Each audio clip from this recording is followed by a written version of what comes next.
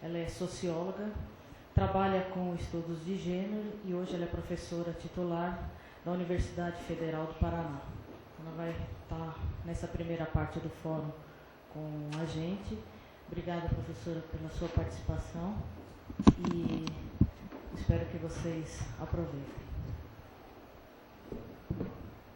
Bom dia a todas e todos, né?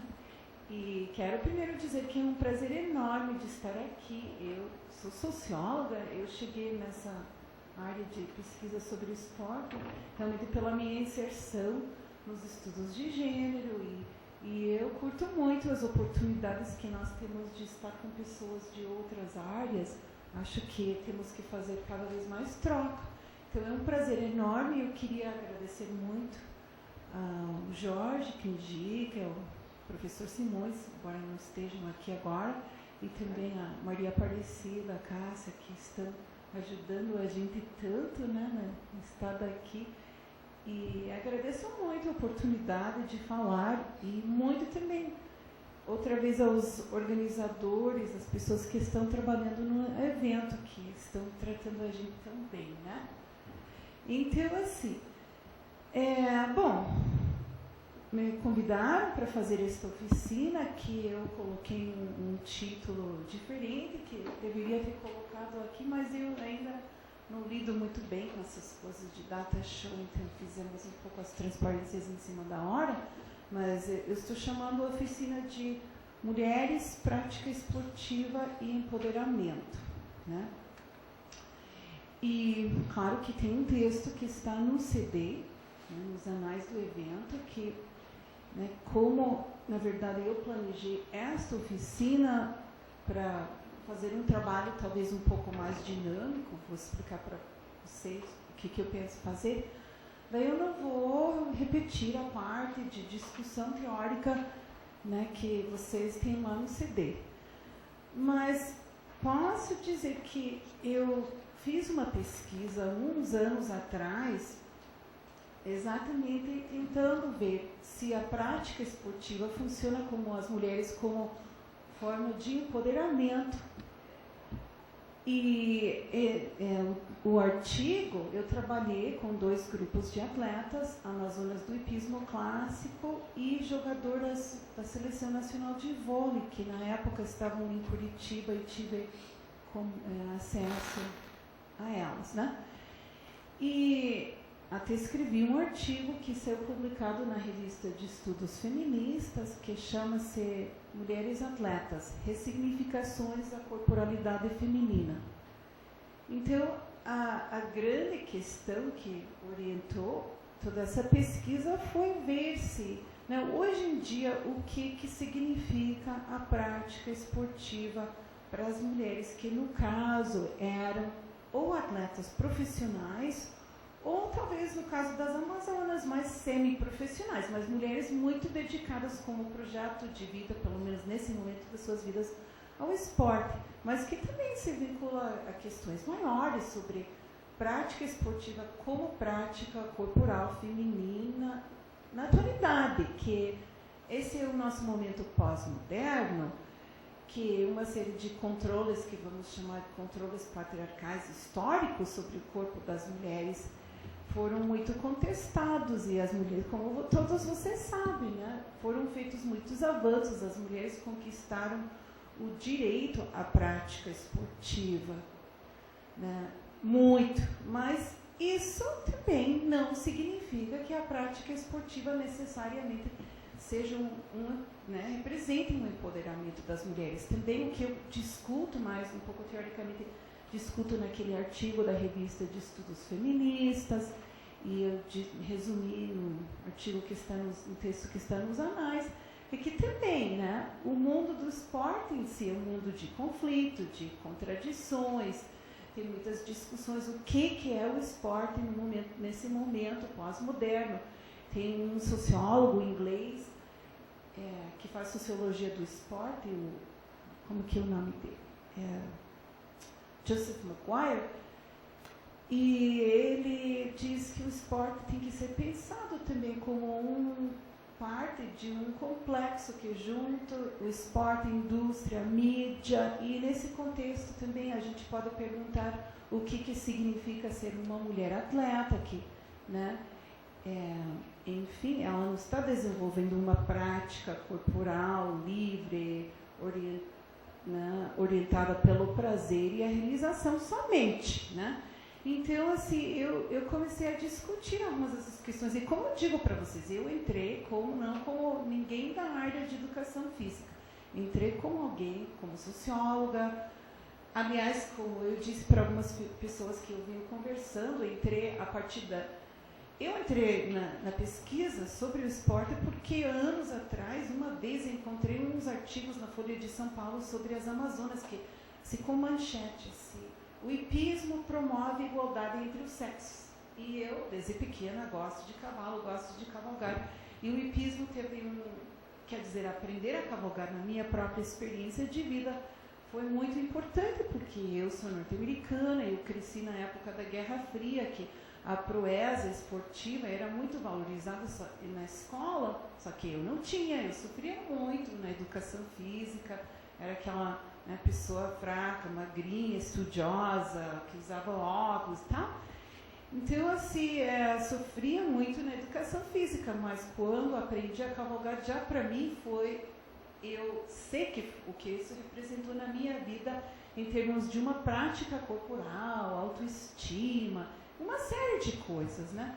Então, eu acho que quando, por acaso, eu encontrei esses artigos lá na Folha de São Paulo e decidi, isso é uma coisa que me interessa, eu quero pesquisar isso, aí me abriu para as discussões da área sobre as mulheres no esporte, gênero, esporte, como o esporte hoje em dia. Estudei a parte histórica, gostei muito de acompanhar, né, como as mulheres foram realmente lutando como amadoras, como profissionais, para ter uma inserção esportiva. Nesse sentido, a prática esportiva, ela acredito que tem um significado diferente para as mulheres do que para os homens, né, em vários sentidos. E eu fui me interessando muito. E também, né, uma questão que a gente vê, né, do final do século XIX para a segunda parte do século XX, ou final do século XX, né, que certas noções sobre o corpo feminino são muito modificadas. Então, não é mais a fragilidade deixou de ser valorizada. Hoje, a gente está nos tempos do fitness, dos corpos perfeitos, musculosos, bonitos, mas também com novas formas de vigiar o que é o corpo da mulher atleta, se é musculoso demais, né? Enfim, então, tem uma série de questões que essa ditadura da imagem também que vão se inserindo na nossa discussão sobre o que significa a prática esportiva. E também tem questões que têm a ver com o contexto institucional do esporte, né? Então, assim, né, resumindo, basicamente, eu não quero ficar muito na discussão teórica, porque eu queria trazer para vocês um pouco alguns depoimentos. Tenho aqui depoimentos de 4 atletas da minha pesquisa, e tem umas questões que foram questões que, em parte, orientaram a minha pesquisa, e, em parte, também eu reelaborei no final da pesquisa para poder continuar pesquisando, se for o caso. E me interessa hoje também, né, obter, como é o workshop, né, depoimentos de vocês sobre a sua própria prática esportiva, né, principalmente das mulheres que estão aqui no público, que são ou foram atletas, mas também eu acho que os homens que praticam o esporte também têm uma prática que tem experiências que têm a ver com gênero. Então, né, primeiro nós vamos ver os depoimentos, vou colocar aqui umas questões para vocês e depois eu quero mesmo, né, ver se vocês falem. E, bom, só para dizer, em relação a esta minha pesquisa antiga, né, também essa pesquisa ela não está terminada, né? Não sei exatamente que rumo que vai ter no futuro, porque eu parei, né, para terminar a tese de doutorado, que foi um trabalho teórico sobre teoria feminista e sociologia contemporânea. Agora estou pensando em retomar, inclusive tenho um interesse em trabalhar com meninas que praticam esportes equestres, mas não no meio do hipismo clássico, senão montarias, onde talvez haja como trabalhar também representações do corpo e das práticas corporais femininas com camadas sociais mais populares, né? Porque o hipismo realmente, como vocês sabem, um esporte da elite, né? Então eu só reforço o meu objetivo aqui, que é tentar ver o que significa, em primeiro lugar, a prática esportiva para as atletas. Eu tentei, na minha pesquisa, trabalhar um pouco com história de vida, né?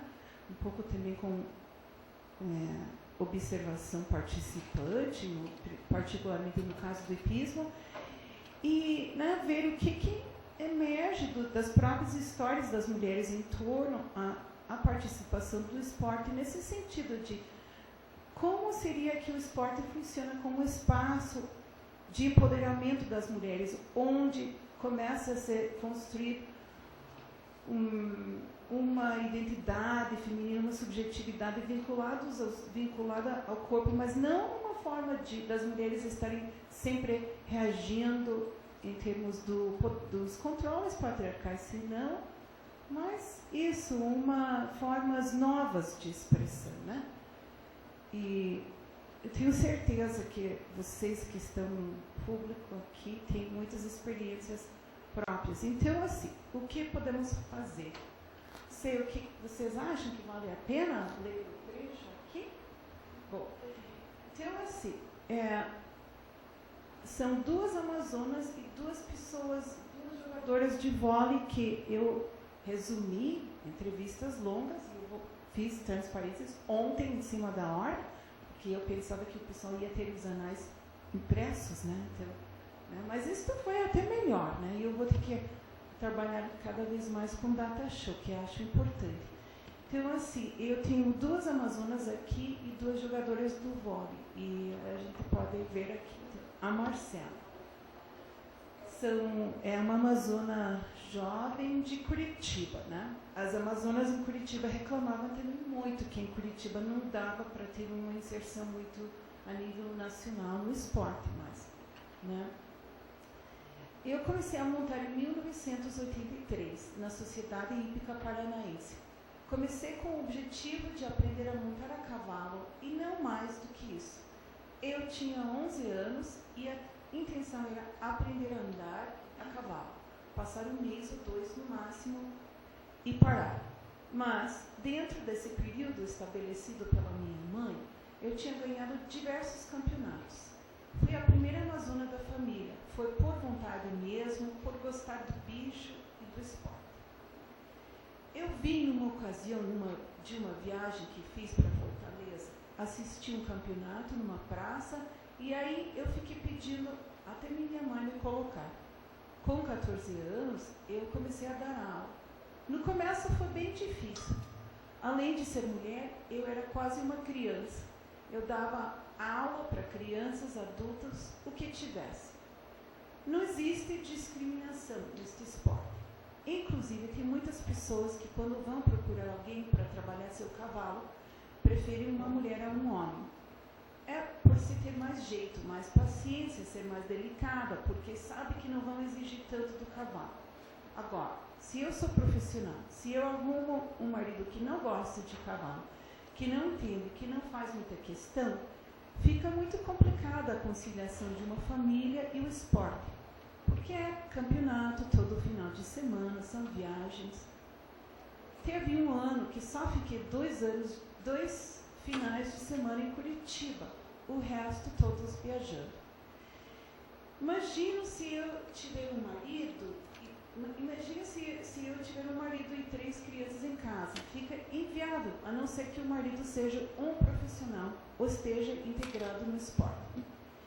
E vejo alguns que estão indo muito bem, meninas que estão indo muito bem, mas resolvem se casar e começam a namorar sério e abandonam o esporte.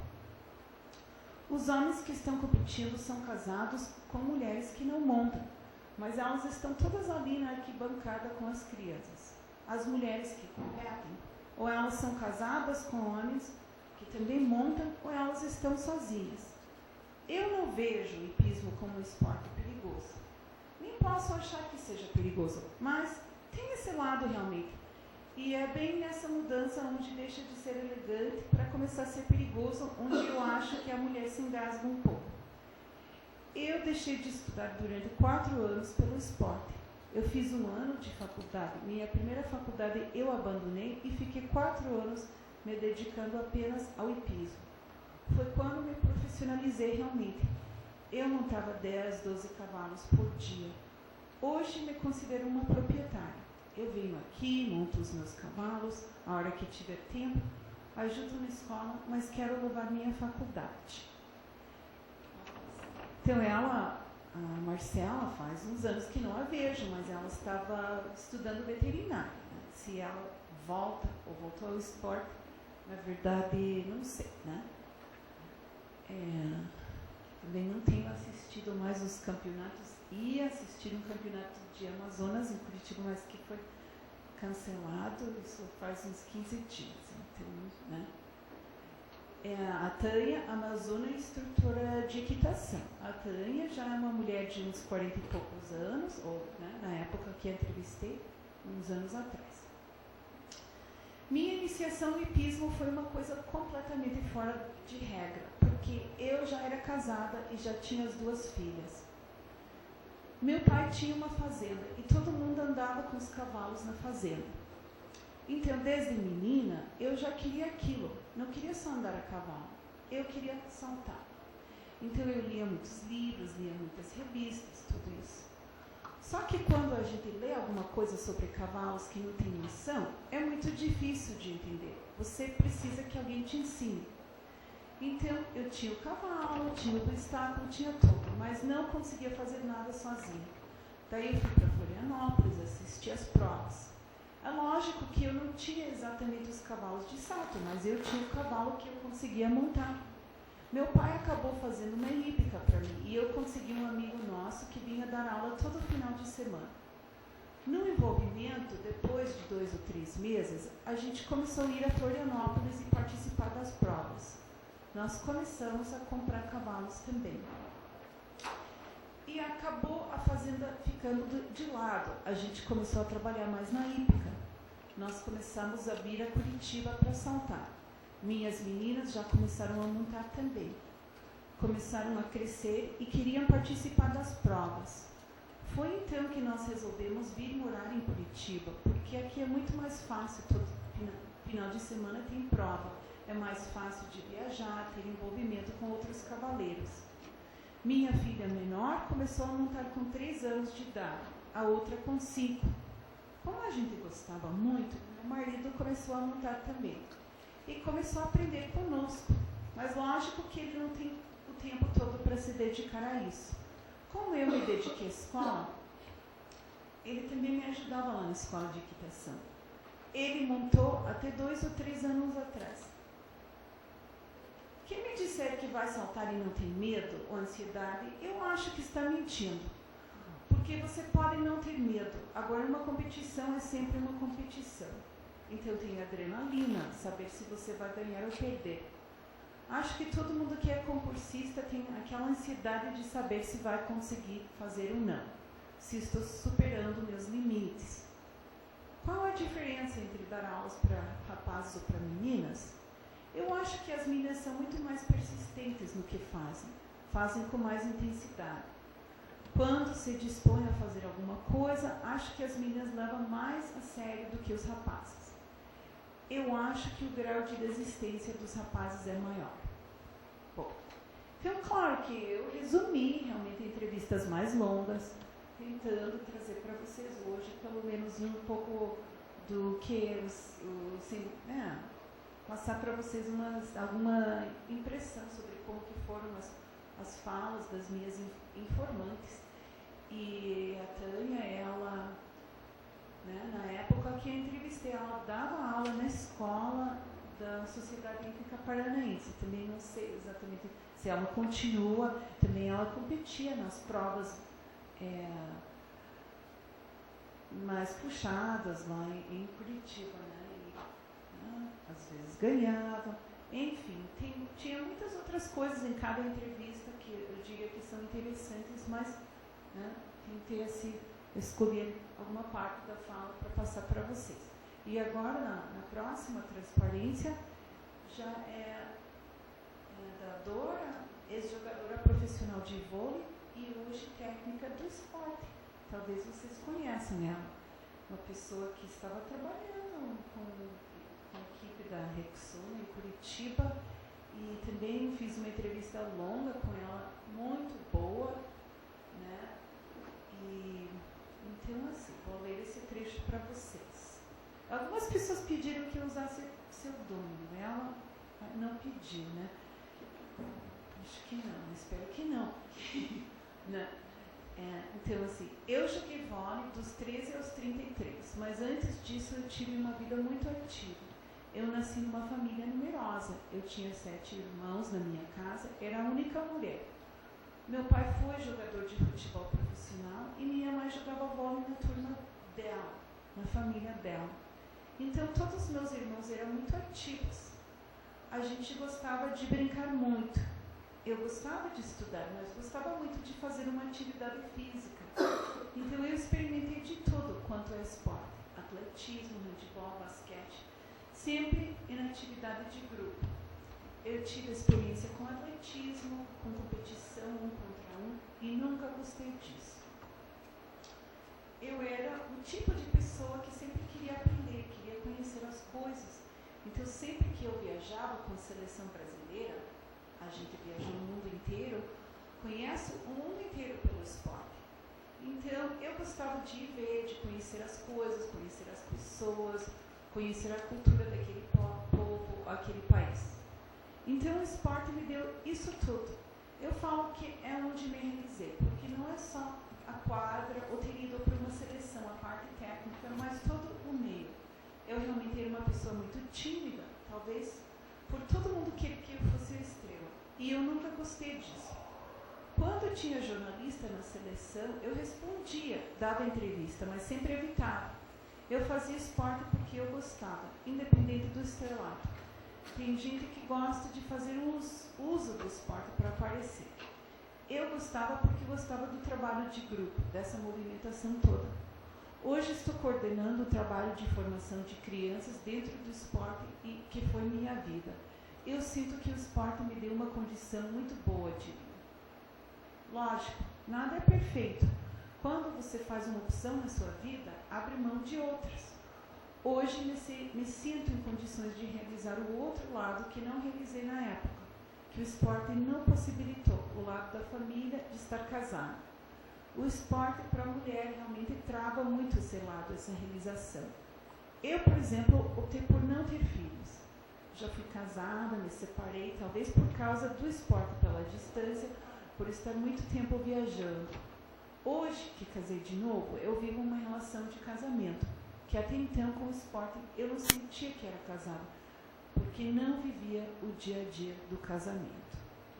Então, aqui no depoimento da Dora, tem também coisas que aparecem de novo, essas questões que aparecem nos depoimentos das outras duas anteriores, que é como esse conflito que as mulheres, como atletas profissionais, no caso, chegam a sentir entre as responsabilidades familiares e o esporte, que não é tão diferente do que mulheres envolvidas em outros campos profissionais sentem, né?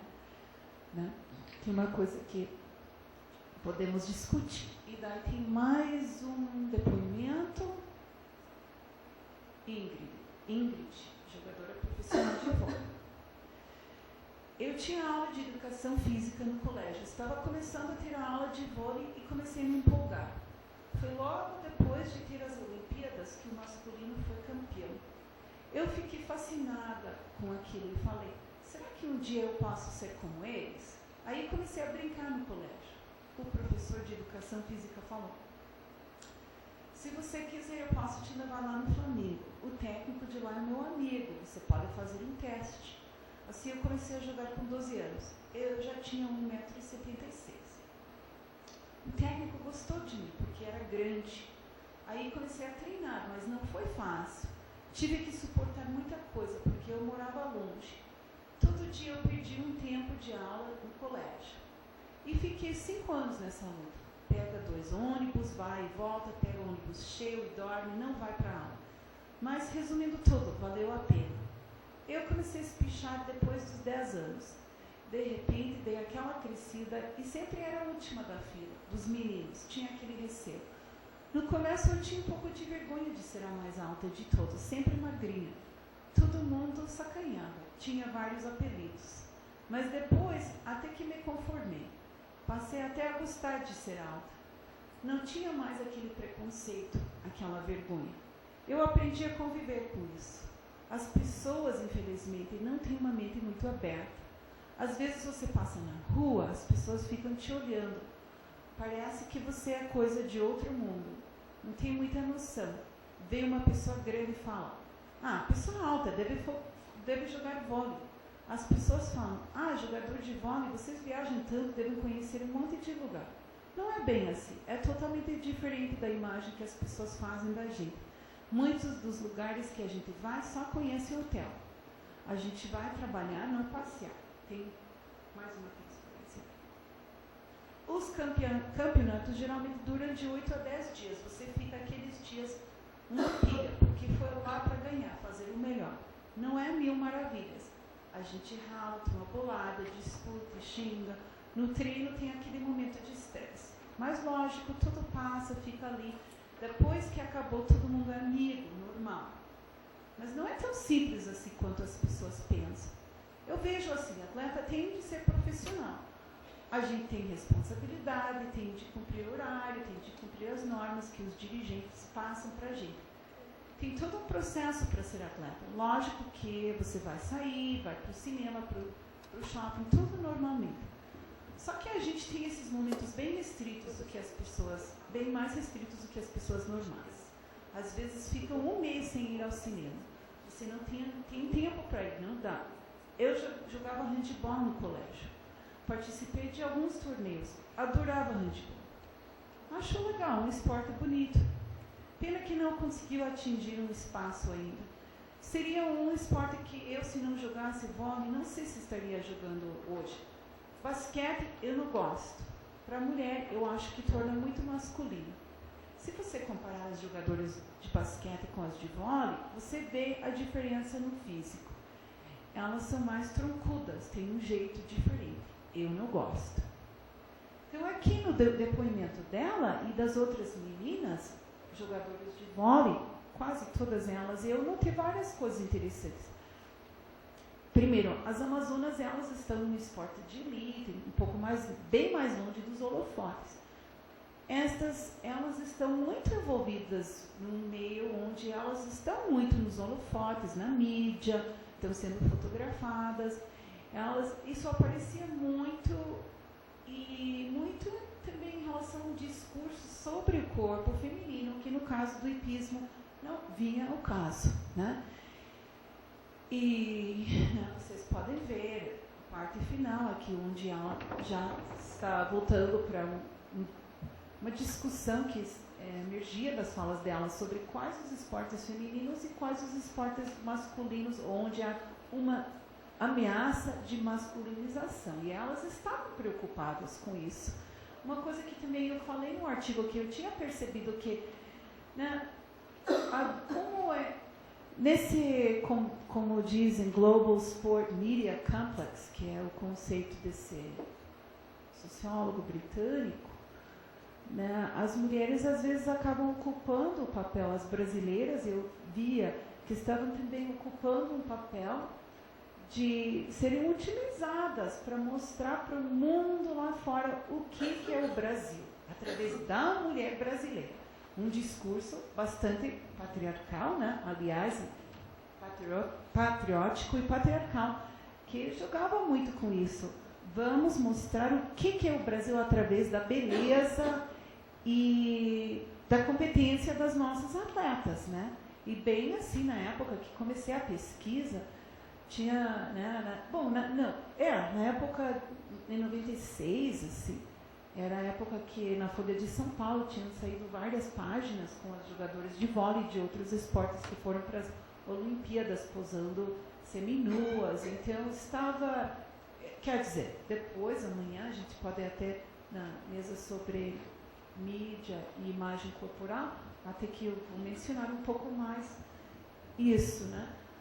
Mas também, mais duas coisas que me apareceram como muito importante através dos depoimentos das jogadoras, que assim, muitas delas eram de famílias de camada popular. O esporte para elas foi um caminho de ascensão social. Isso foi muito importante. E a outra questão que vocês veem aqui é a questão da altura, né? Então tinha uma outra que não recuperei, não coloquei aqui o depoimento, mas está no artigo da REF, que eu acho que também está disponível no site da REF, né, online, esse texto, que ela dizia que ela era nordestina e que lá, né, na cidade dela todas as mulheres eram baixinhas e ela cresceu assim. Ela se sentia muito mal no corpo dela, porque era uma anomalia, assim, esse tamanho para uma mulher. Então, foi pela altura que ela foi encaminhada para o esporte. Então, não foi assim, paixão pelo esporte, senão pela altura, mas ela se inserindo no esporte, né, começou a curtir e crescer. Né, elas ressaltam no lado positivo, claro, da sua experiência no esporte. Então, são coisas que eu coloco para vocês como aspectos que emergeram como importantes da minha pesquisa e, né, que também teve um objetivo de comparar o que o esporte significava para mulheres nesses dois esportes com características muito diferentes. E agora podemos passar para a última transparência. Então, assim, essas perguntas também estão no texto, que estão no CD. Então, assim, são questões, como disse no início, que nortearam a minha pesquisa e também foram reformuladas desta maneira no final da pesquisa, ou dessa fase da pesquisa, que, né, a gente pode ver agora e depois, quem sabe, vocês, com os seus depoimentos, também podem retornar a algumas dessas questões. Mas o que me interessa também é que eu trabalho insisto muito nessa questão de trabalhar corporalidade e subjetividade femininas, né? E, então, assim, vocês podem perceber que o que me interessa é ouvir a fala das mulheres, o que o esporte tem a ver também com o resto da vida delas, enfim, né? Não isolado também da biografia em geral, né? Então, a primeira pergunta, eu tenho uma forma um pouco mais completa, né, no texto. Quais os conflitos que as atletas mencionam que dizem respeito à condição feminina? Né?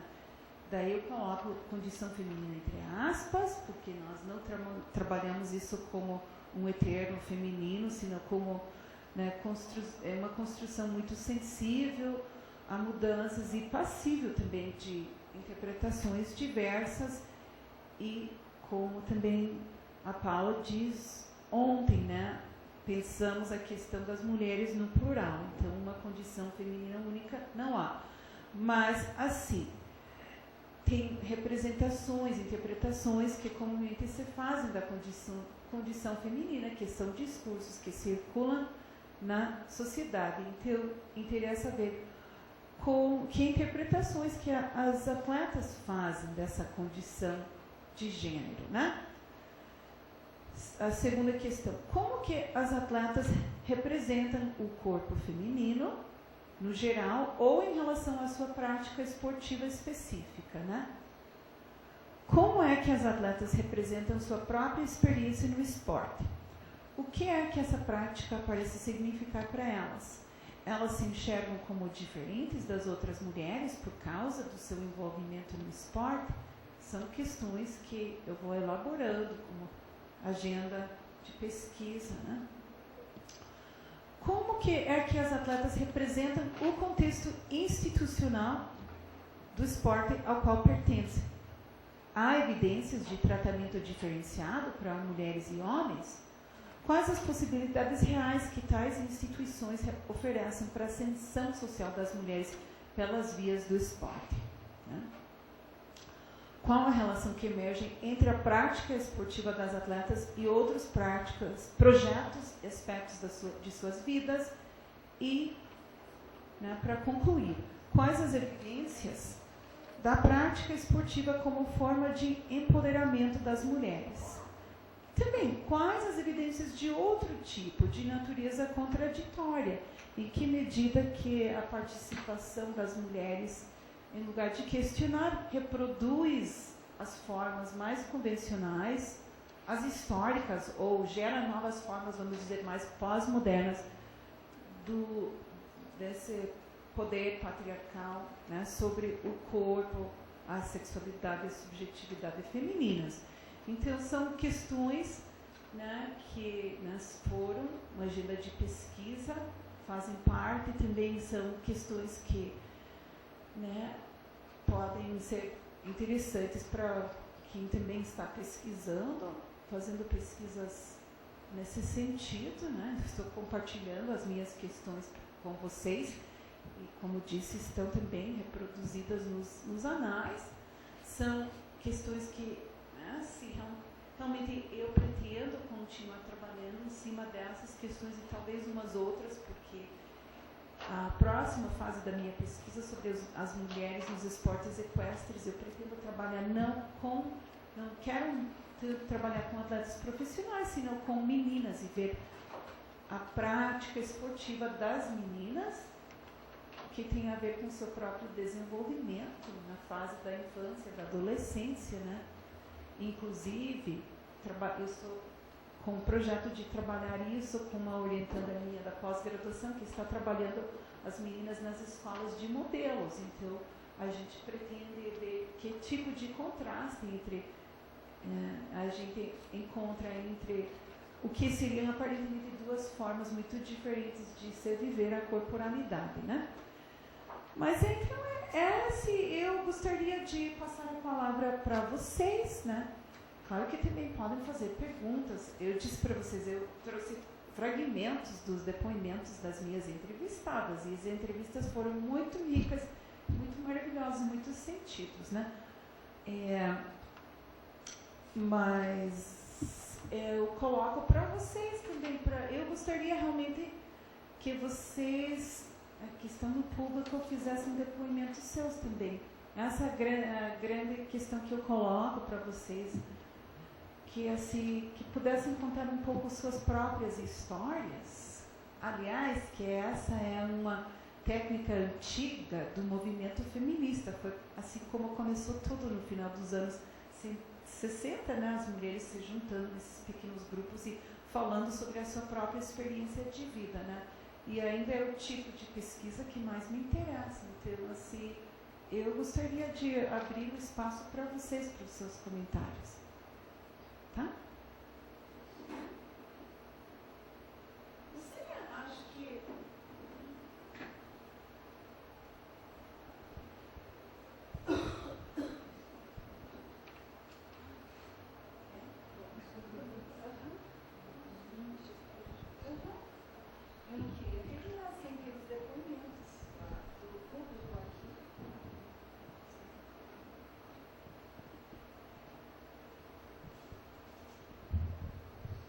Bom dia para todo mundo, meu nome é Mabel, eu sou universitária na Uninove e eu trabalho com futebol feminino, né? E eu estou fazendo meu trabalho de conclusão de curso, como a atleta interpreta essa discriminação que existe, né? E se realmente existe essa discriminação, porque eu passei por isso, eu jogo futebol desde os 10 anos, eu tenho 21, então há 11 anos aí eu estou dentro do futebol. E em muitos casos, assim, eu senti isso, então eu queria saber, e o futebol feminino é uma área muito restrita em relação a estudo, né? Então eu pretendo entrar nessa área de cabeça, tentar mudar muita coisa, né? E eu fiz uma pesquisa agora em Santa Catarina, teve um campeonato juvenil, que é o campeonato mais importante juvenil, chamado Taça Brasil, né? E com todas as equipes, menos a do Rio de Janeiro, eu fiz o técnico era extremamente arrogante, então eu acabei nem deixando com ele, porque não ia voltar.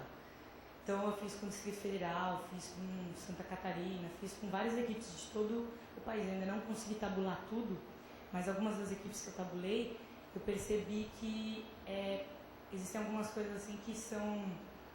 Muitas perguntas também não vou jogar fora porque eu não consegui encontrar o que eu achei que eu ia encontrar, mas algumas questões assim, extremamente importantes em relação a que elas se sentem discriminadas. Algumas não passaram por isso, mas elas entendem que a modalidade em si é discriminada por fatores culturais, sociais, né? Então, não sei, eu achei interessante essa pesquisa que você fez, muitas coisas eu anotei, vou tentar melhorar a minha. E se alguém puder me ajudar com qualquer coisa, eu...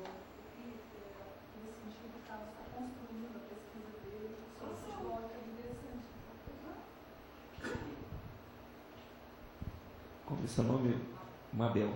Então, meu nome é Carlos, eu sou orientando da professora Elaine Romero, da Universidade de Castelo Branco, no Rio de Janeiro, e estou construindo uma pesquisa, nós estamos construindo, eu e a professora Elaine, sobre a mulher e a prática do futebol, sob a ótica de gênero. Então, nós estamos vendo como se dá os aspectos socioculturais dos corpos, essa terceira questão ali, como as atletas representam sua própria experiência no esporte. Eu acho que você falou bastante e nós vamos ainda trocar bastante figurinhas aí durante esse evento, que eu acho que você vai me completar também aqui no meu trabalho. E eu acho que foi legal, já valeu a minha vinda aqui. Você quer completar alguma coisa, professora?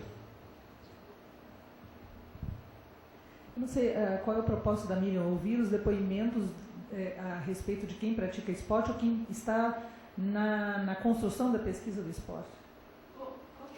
As duas coisas. Então eu vou te ajudar, porque eu sei que o tempo é curtinho, né? Já está nos finalmente. Na qualidade de professor do programa Distrito Censo, eu também sou esportista. Então eu estou inserida na natação master, eu participo de competições em nível nacional e internacional. Há 2 fins de semana atrás eu bati o recorde brasileiro e eu me sinto muito contente com isso. E claro que tem o bônus e tem o ônus. Então eu estou vindo para cá com uma lesão no ombro bastante acentuada, estou fazendo fisioterapia, mas nada disso é mais importante do que a satisfação de estar nesse meio, de trocar ideias, de ver as mulheres com mais de 60 anos, Maria Lenk com 89, participando, competindo, batendo recorde e assim por diante. Então é o que a menina da tua entrevista falou, superar limites. Porque no momento que eu estou limitada nas minhas possibilidades físicas, há um desejo maior de superação. Então a dor, ela fica de lado e o importante é eu vencer a mim mesma. Por acaso eu venci a mim mesma e as adversárias, mas o importante é eu vencer a mim mesma. Isso me dá uma satisfação muito grande e eu volto para a universidade para trabalhar com os alunos com uma energia redobrada.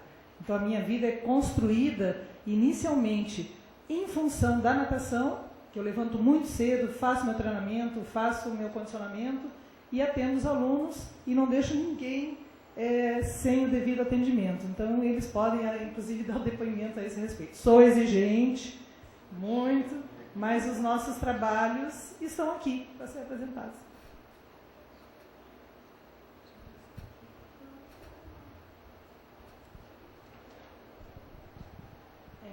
Bom dia, sou Ludmila, do Rio também, da Universidade da Mafi, programa de graduação e pós-graduação.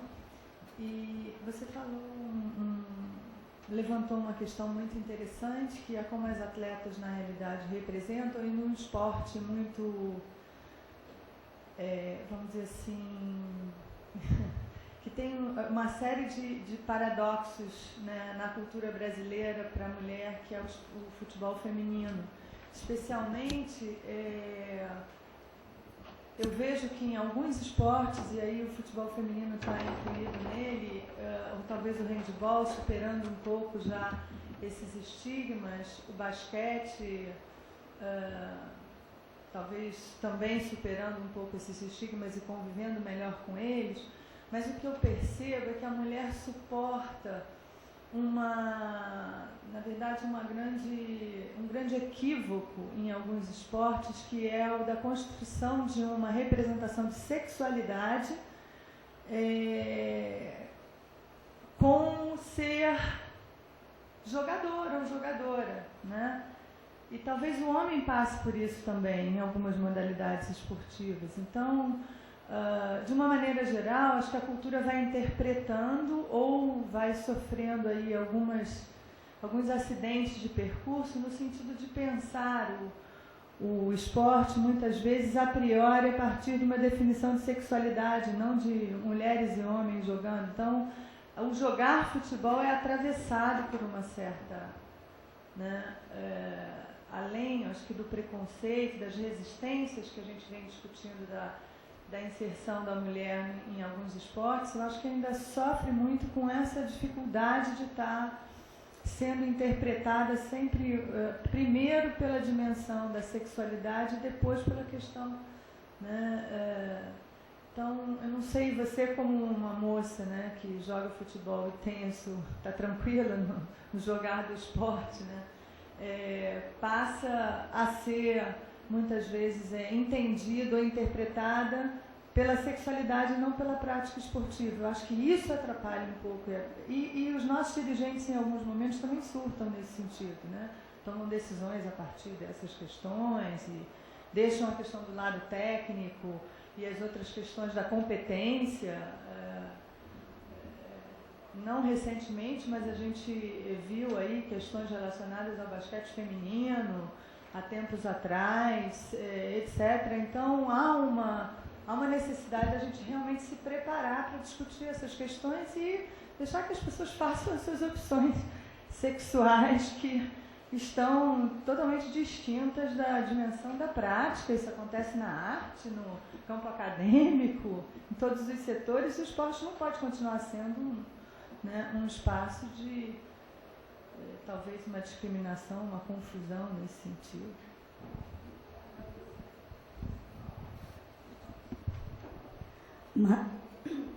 Mara Antunes, Federal de Santa Maria.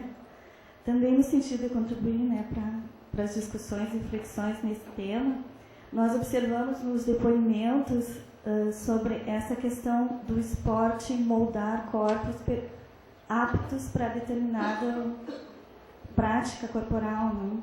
E há um tempo atrás nós fizemos uma pesquisa sobre essa concepção de corpo de praticantes de ginástica rítmica, que é exatamente onde a família, e no caso, parte do grupo amostral era a família, e como incentivavam as meninas à prática realmente para permanecer e perpetuar essa questão do gesto delicado, suave e assim por diante. Então, infelizmente, é uma perpetuação nesse sentido.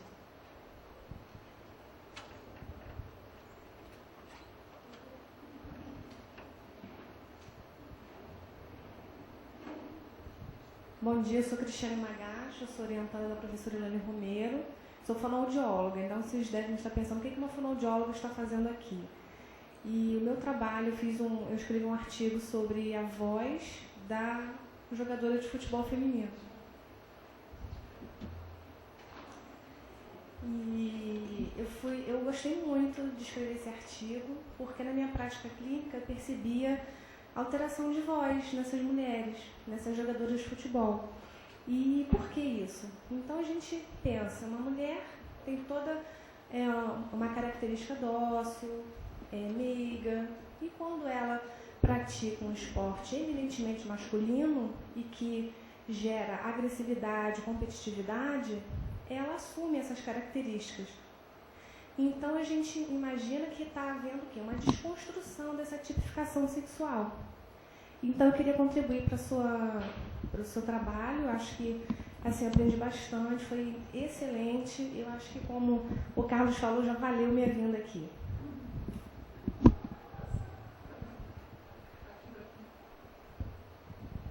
Bom, eu pediria então, em função do nosso tempo,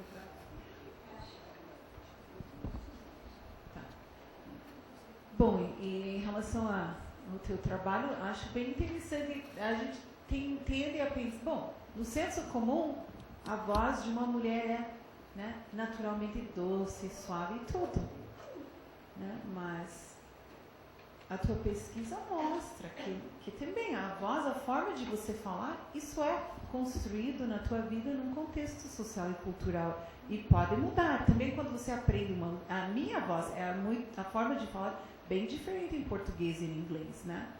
Tanto é que uma vez uma amiga minha falou que ela gostava bem mais de como que eu falo em inglês, que é mais forte, sei lá. E isso tem a ver com como me sinto quando eu falo português, que não é minha língua. Então, afeta a minha subjetividade. Então, e isso que, né, uma mudança que eu estou falando português desde os 30 e tantos anos. Então, qualquer momento da tua vida, essas coisas estão sempre... Está num contexto de interação social onde muitas coisas estão em jogo. Acho que deve ser bem fascinante o teu trabalho. Agora, na verdade, eu achava que no público hoje a gente teria talvez mais pessoas estudantes, jovens, que talvez pudessem, como ela, né, trazer mais depoimentos. Então, né, que sempre me interessa. Acho que tudo bem, pode ser em outro momento que né, eu vá atrás desses depoimentos. Suponho que eu sei que tem pessoas aqui que estão fazendo pesquisas que, né, tem a ver também. Então, não sei se tem mais alguém que quer fazer algum comentário. Eu realmente estava com esse espírito de tentar colher os depoimentos, mas se não for aqui, vai ser na situação de pesquisa, né, que eu vou continuar e algumas outras pessoas que estão aqui. Mas tem mais alguém querendo fazer algum comentário? Bom, então, assim, acho que, né, a gente fecha e, né, eu espero também continuar trocando com vocês no resto do encontro, né, e também por outras vias, pelo e-mail, próximos encontros. Eu também tenho pessoas trabalhando comigo na sociologia que estão pesquisando não exatamente esporte, mas corporalidade feminina, corporalidade masculina, e eu espero assim, bom, eu vejo como um campo muito fértil de troca esses tipos de espaços onde a gente convive com pessoas da área de educação física, do esporte, mas também da antropologia e da história, né? Então, acho que seria só isso. E muito obrigada.